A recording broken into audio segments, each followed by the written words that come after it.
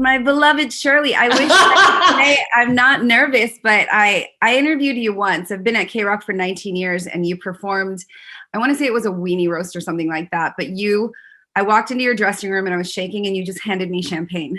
Sounds about right. Fabulous. Yeah, sounds about right. So I'm Nicole. Thank you for doing this. Hi, Nicole. I did recognize your name, so I figured we must have spoken. And now that I see you, you seem familiar to me. So that kind of makes sense. But I recognize your name. I was like, I think I've spoken to Nicole before. Yeah, you have. We are gathered here today in honor of International Women's Day, which, as you and I know, is every day. Every single day. We carry this shit on our backs. Truly, there would be no life without us. Well, that's a fact for sure. I was doing a little research, and the first Women's Day was in 1909, and it was put together by the Socialist Party of the United States in New York City due to the women's suffrage, and then it's just built from there. So true or false, we've come a long way as far as what women deserve, but we have a lot further to go. True or false? That's a definite true. For sure, yeah. Okay. Where do you think that we are hitting a wall? I think that's a complicated question. I think we're hitting the wall in a variety of ways, I think we can be our own worst enemies in many ways, and we adhere still to a sort of male idea of what a society should look like, and by that, I mean, we fuss a lot about our beauty, our youth, things that really don't really concern men too much, that bothers me that we spend so much of our energy and our currency on things that we cannot control. Well, we've been taught to worry about those things that we cannot control for deliberate reasons, So I think that's a major hurdle. I think about this all the time because as somebody who's growing older I'm somewhat of a public figure, but I worry about the way I look and if the job is going to still want me if I'm a little older or if I change my sensibilities. Do you think that's put on us by males, or do you think women, like, we contribute to that narrative for each other? Oh, I think we absolutely, we are as guilty as our male, compatriots are, I'm not saying it's anybody's fault. It's not a male or a female fault. It's just the society of which we have lived in for centuries and centuries. And so it's time to unbuckle some of these weird old ideas that we have. And yes, I do think women play a large role in, making weird comments about other women a lot of the time. Mm-hmm. And I think as women, we have to remember when we criticize another woman, we are essentially criticizing ourselves. When we laugh at another woman for, putting on weight or getting too skinny or wearing too much makeup or not enough, we're biting at ourselves. And I think the faster that the younger generations cotton on to this and don't make the same mistakes as my generation did, that's going to be great for everyone, Do you see the younger generation maybe going in a direction where they're more self-accepting and more welcoming and supportive of one another? I don't really know enough about that yet, because I feel like on one hand, I think they're more switched on and they're a wee bit more, like worldly than we were growing up. Yes. But similarly, they've got all the pressures of social media. And I know there's a lot of eating disorders and depression amongst young people because they feel that they can't attain the sort of Kardashian perfection that we've all come to believe is reality, and of course, we all know deep down, particularly as you continue to age, as a woman, that is not it's not real. I mean, I'm sure it's real for certain, figures like a Kim Kardashian. They spend a lot of money. They have a lot of money to make themselves look a certain way. And unfortunately, a lot of other people don't have those resources. So they're left feeling lesser than. And all I want young women to understand is really ultimately, and though it sounds like just a sort of cliche that you trot off to try and make somebody feel better, your life will be designed by your brain. Exactly. And it won't be designed by how you look on the surface. No, and your character and your soul, like if people could just tap into that a little more, you know, I'm not a very tall, skinny blonde person. And well, neither am I. So there you go. But I've used it to my advantage where I am a unique individual and this is me. And it's taken me a while to get comfortable in my skin. But man, once you get there, it's so liberating. And I wish that for every female that walks this planet, just to get to that point where you look in the mirror and you just embrace the fact that this is who I am. And I'm the only one that's like this. And it's so unique and beautiful. Well, I love you for that. I mean, I envy that because I can't say that I have gotten there at all. I mean, I think it's an ongoing dialogue you have with yourself. And it's every day you have to wake up and fight to like close down that side of your brain that's telling you you're no good. You know, every day I have that battle with myself. And then eventually, luckily, now that I'm, you know, so much older, I'm able to say, okay, I'm shutting that down, putting that away. It really doesn't matter that much.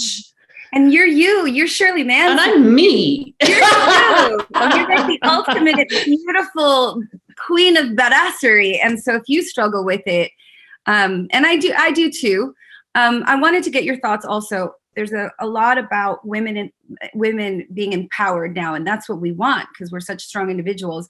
But I think that there's this danger where some women pit females against males. And I don't think it should be about boys versus girls. I think we have to reach an equality. How do you feel about that when you see like it's women are better than men or men are better? It doesn't need to be that, does it? I don't think so. I mean, I find it horrifying when everyone says things like the future's female. And I'm thinking to myself, please God, no, because any imbalance in a society is not healthy. It's not fun for anyone.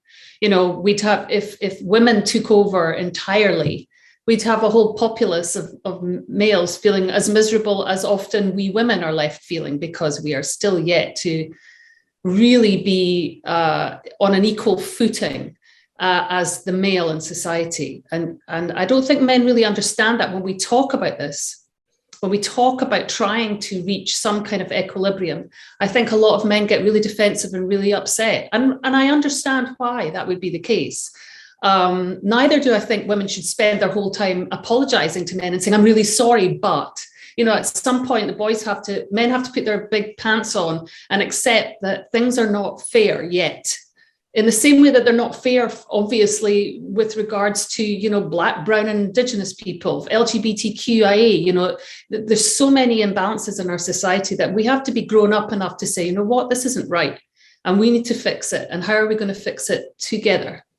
When did you find your strength as a woman? I'll give you an example. I have always, since I was a little girl, walked in a room where decisions are being made, especially if there's the majority are men making the decisions, and just thought, okay, yeah, well, that's how it's going to be because he made the decision. The same with work. And lately, I have learned how to use my voice. I found my pushback voice, which is fantastic. And it took me, it was a very long road to get here. But do you remember when you found your female strength? It sounds a wee bit dark to say this, but when my mother died, which, you know, was over a decade ago now, but when my mum died, the last gift she gave me was a sudden realization that I had of like, okay, I really need to be my own advocate. I cannot wait for my Joan of Arc to save me here. It's like, I am the adult now. And I have to adult my situation, my life, my career, my, you know, home life, et cetera, et cetera. And it was very helpful to me when my mum died. It sounds really, like I said, weird to say that because obviously it was devastating. But there was an empowerment that came with losing my mother because I was like, I'm going to make you proud, mommy. I think some of the greatest lessons come from loss. And that's just a fact. All kinds of loss. Yeah. Do you feel that being a woman is a responsibility? Yeah, I guess I do. I think being a human being is a responsibility, though. Yeah, I really feel like we have maybe over the last sort of 20 years tried to shirk our responsibilities. And that's why we're finding ourselves in the mess that we're currently in. It's like everybody wants somebody else to fix the problem. You know, oh, this problem's going to go away if I just pretend everything's okay. And I really do think we have a responsibility to society and to ourselves. I really strongly believe in that. I mean, I come from a culture that grew up on clans. You know, my whole culture is built on the idea of clans, and you know, together you forge through, life. And so, I do believe that, you do owe the people next to you something. That's how I feel. I have a couple of more, and that was an excellent answer. True or false? Does being a woman, do you have to be feminine in order to be a woman?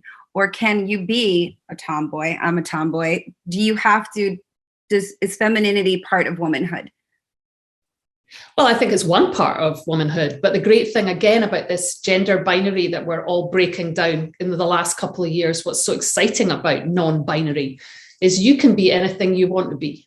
I mean, I'm a woman who's got a lot of masculine traits, but I am very hetero as well, but I am more manly than a lot of men I know. And I know a lot of men who are more feminine than me, so I just like it that we can all just be ourselves, most importantly. And that's it. And lift any sort of title or label or expectation and just be who you are and do what you want.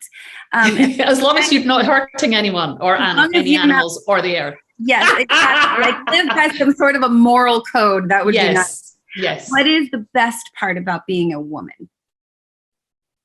Oh my God, I think there's so many. I mean, I guess the thing that brings me to tears every time is the ability of a woman to give birth. I mean, every time I see birth on a movie, a TV show, on a documentary, I'm like, it brings me to tears. It's so powerful. I don't think it's the only thing, but it is one magical, marvelous, incredible thing.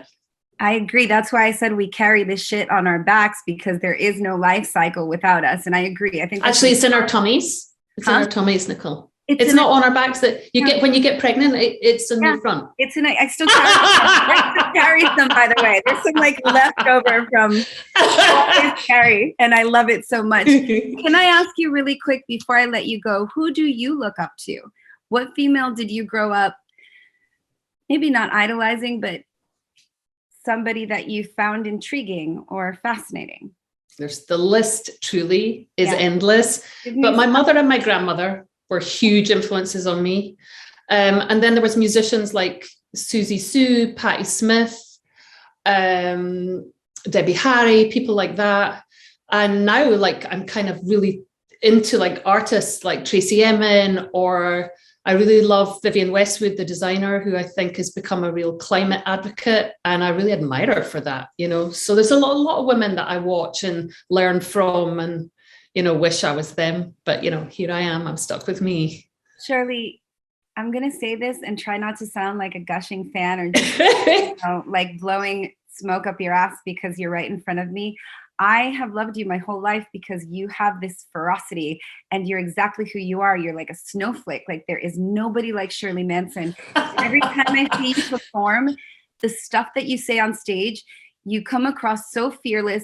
And yet at the same time with that ferocity, I walk into your dressing room and you hand me champagne. So you figured out how to be the most elegant badass. And I'm constantly in awe of you.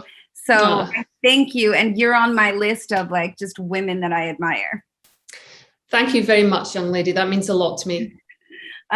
Is there anything else you'd like to say about International Women's Day before I let you go? Should it be every day, or is it okay to just stop and celebrate this one time? It should be every bloody day. Every bloody day. Shirley, I hope to see you soon. I hope to see you somewhere. Come and have a glass of champagne with me anytime. If that's an invitation, I will. That's an invitation. All right. Shirley. All right. Thank you. Lots of love to you. Bye-bye.